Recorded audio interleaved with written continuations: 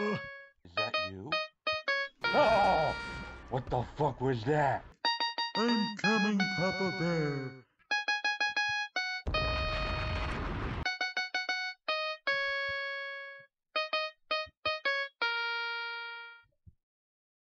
After a week-long delay, I was finally able to play the first expansion of Wasteland 3, called The Battle of Steeltown.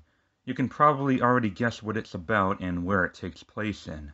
Since I reviewed the main game last year, I won't bother talking about anything that I have already previously covered in that review, so I'm just going to cover everything that was introduced here and why any and all Wasteland fans should strongly consider picking this one up.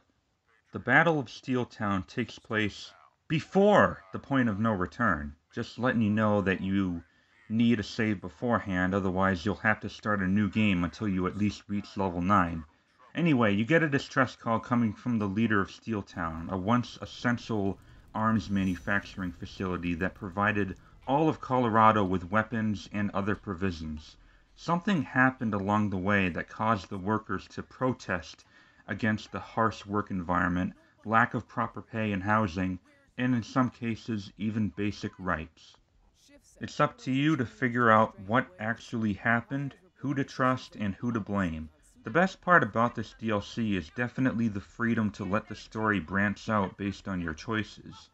It's not the longest expansion ever, but one with a very impressive number of endings and replay value. You could probably spend over a dozen hours of this $14 chapter, and you'll still have yet to see all the different outcomes. I honestly love the story. It starts off as a simple workers' union strike sort of thing, then gives really mysterious hints that there's some even dirtier business under all of it, or that someone is secretly spying on your visit.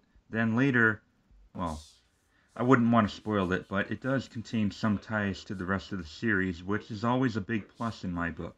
There are also quite a few different side missions, and most of them feel very meaningful and worthwhile.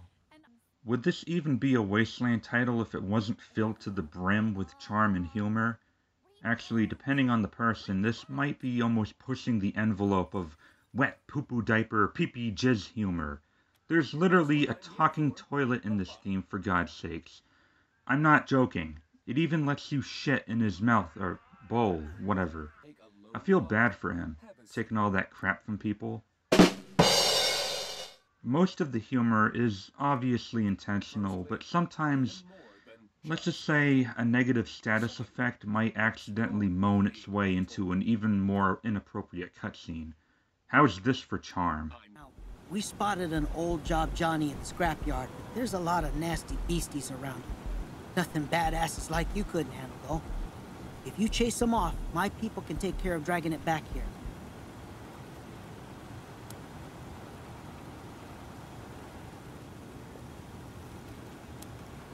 Haha, very funny. Shit, yeah! I'll get someone on that right away. Oh! There it is. Set it down gentle. Just one more push ought to do it. Ah, nice. Hey, that's great. We'll get this can cleaned up right away. Let's get scrubbing. Ugh. Don't be stingy with that stuff, friends. We want that latrine to shine like the sun. Ugh. Here's the reward we promised you. And if you ever want to use the new throne, be our guests. Now, if you'll excuse me, I gotta... Oh. Enough about the story or the rampant amount of poop and sex jokes. Boner! What about the gameplay, one would ask? Well, let me tell you, this DLC adds not one, but two new gameplay mechanics.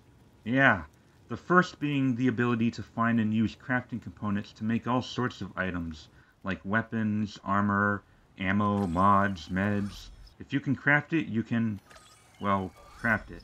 Secondly, Steeltown personnel will give you access to brand new prototype non-lethal weapons that can build up the stun status effect to afflicted enemies and knock them out for the remainder of the battle once their stun counter hits 10. There is a story-related reason why you have the option to either knock out the workers or kill them, so it can give you good incentive to go the pacifist route. That is, if only it didn't take so much freaking effort to knock out each individual enemy. Why 10? Couldn't it just be like 5 or something? It makes simply killing them easier and more time efficient, but it does piss off pretty much every side and faction of Steeltown, save for maybe a couple people, so bear that in mind. The good news is you do get to keep those non-lethal weapons when you leave Steeltown and continue on with the rest of the main game. I'm not sure what use it could be outside the DLC, though, when its only purpose is to make those factions happier you spared lives. It really serves no other purpose. I don't think choosing to stun key targets in the main game would make any difference to the outcome than simply killing them, but if it does, I'd be pleasantly surprised. I haven't experimented on that yet. There is one big collective issue I have with this expansion, and it's not really the expansion's fault. Actually, it's the main game's fault. Unfortunately, there are still a considerable lack of polish to the overall game, whether the controls get messed up for no reason, or the camera gets obscured due to questionable interior map designs. Ridiculously long load times are also still a thing, and on one occasion I had to close out of the game and reload because it got stuck on an infinite loop loading bug. There was also one occasion so far where it crashed on me, and it was right after the last big epilogue fight, but not after it gave me the chance to save! Fuck! Granted, one crash in 6 hours is a hell of a lot better than crashing at every inventory screen or every half hour when it came out, so it is definitely in a much better, more playable state now. I also haven't come across any combat encounters where enemies suddenly turn invisible on the grid, so that should make my Supreme Jerk playthrough a lot less impossible. It is just more of the same excellent Wasteland 3 with a perfect blend of choice-building narrative, intense turn-based combat, and even an occasional environmental puzzle thrown in. But you know, as much as I really enjoyed this DLC, and believe me, I loved almost every little goofy bit of it, I would have preferred it if this was delayed some more, so that they could focus more on continuing patching the base game. Remove these long-ass load times, fix the camera angles and finicky combat movement, you know, give it another big overhaul, some more quality of life updates. Then you have yourself a winner. But regardless whether it happens or not, I'm still excited to see what inXile has up their sleeve next. My final score for this is an 8 out of 10, just like the main game. Everyone like me who loved Wasteland 3, even with its flaws, will love the Battle of Steeltown, even with its flaws. It's more of the same Wasteland.